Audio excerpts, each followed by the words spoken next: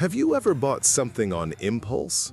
Like maybe a bread maker you used once, or a treadmill that is now just a very expensive clothes rack?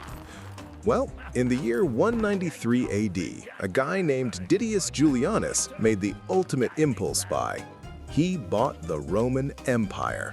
Literally, he bought it with cash at an auction. And spoiler alert, it was the worst financial decision in history.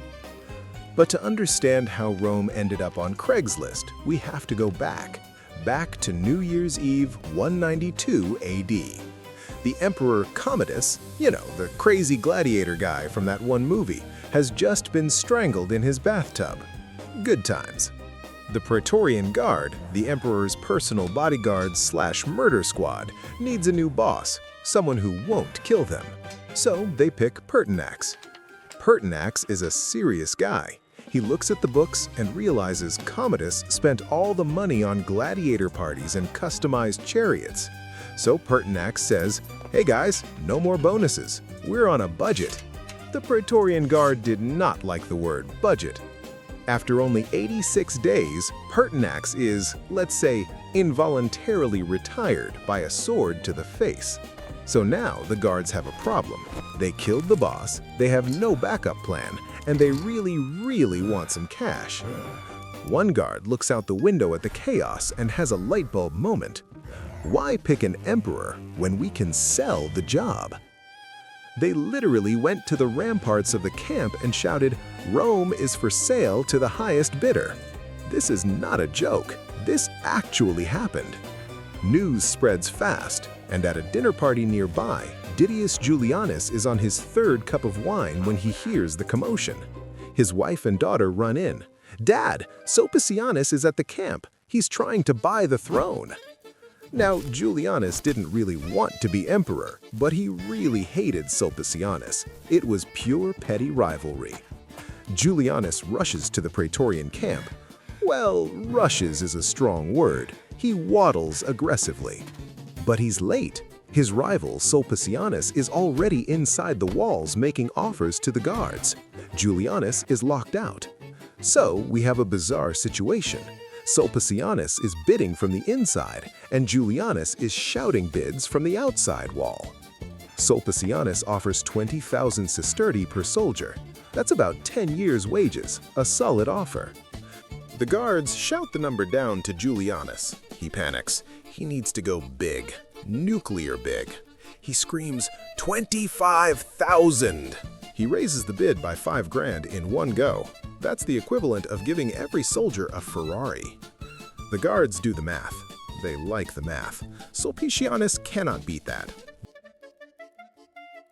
They lower a ladder. Julianus climbs up. He is now the Emperor of Rome. The transaction is complete. But as the adrenaline fades, a realization hits him. He just promised millions of dollars that he, strictly speaking, does not have. No matter, he's emperor. He marches to the Senate, surrounded by his new, very expensive best friends. The Senate is terrified. They have to accept him, but they don't have to like him. Normally, a new emperor gets a parade. Julianus gets silence and staring. Lots of staring. Even the people in the streets start mocking him. They call him the robber and throw onions at his guards. Julianus tries to be a good emperor. He passes some laws, he changes the drapes, but nobody cares. Because while Julianus is measuring curtains, 3 real generals on the borders are hearing the news, and they are furious. Contestant number 1 is Septimius Severus. He commands the Danube legions, he has a cool beard, and he has zero sense of humor. Severus doesn't waste time. While the other generals are packing their bags, Severus is already sprinting toward Rome. Back in Rome, Julianus checks the morning news. Septimius Severus is 100 miles away, and he looks very angry. Julianus turns to his billion-dollar bodyguards. "Hey guys, time to earn that paycheck. Go fight the scary general." The guards have a question. Where is the rest of our money? Julianus realizes he has a cash flow problem. Desperate times call for desperate measures. Julianus fortifies the city with whatever he can find. He even tried to weaponize the circus animals. This is true. He tried to train performing elephants for combat. The elephants, having zero combat experience, mostly just ate the landscaping and knocked over statues. Severus is getting closer. Julianus tries a new tactic, the "can't we be friends" strategy. He sends a letter to Severus saying, "Hey, why don't we be co-emperors? I'll handle the parties, you handle the fighting." When that fails, Julianus turns to the dark arts. He sacrifices some sheep and tries to cast spells on the invading army. Surprisingly, magic doesn't stop 50,000 angry legionaries. Severus is now at the gates. The Senate sees the writing on the wall. They decide that they never actually liked Julianus anyway. The Praetorian Guard, realizing they aren't getting paid, also decide to take a sick day, a permanent sick day. Julianus is all alone, in a big, empty palace with a receipt for an empire he can't return. The Senate holds a quick meeting.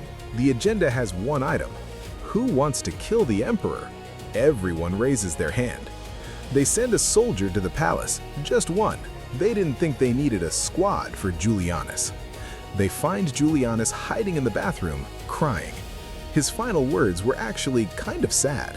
He asked, "But what evil have I done? Whom have I killed?" The soldier didn't answer. He just canceled the subscription, permanently. Didius Julianus ruled for just 66 days. He spent his entire fortune to be stressed out, mocked, and then killed. Enter Septimius Severus. Now, remember the Praetorian Guard, the guys who sold the empire? They are standing there waiting for their new boss. Severus invites them to a banquet, but when they show up unarmed, surprise, it's an ambush. Severus doesn't kill them. That's too easy. He fires them. He strips them of their fancy armor and bans them from Rome forever. Severus takes the throne. He looks at the auction receipt, rips it up, and declares, "No more selling the empire, you idiots." So, what did we learn? Impulse buying is bad, especially when the return policy is decapitation.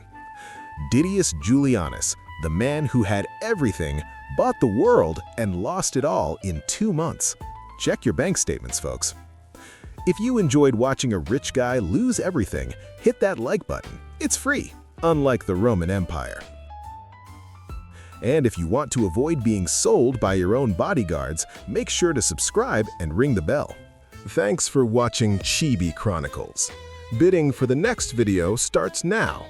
Going once, going twice. See ya.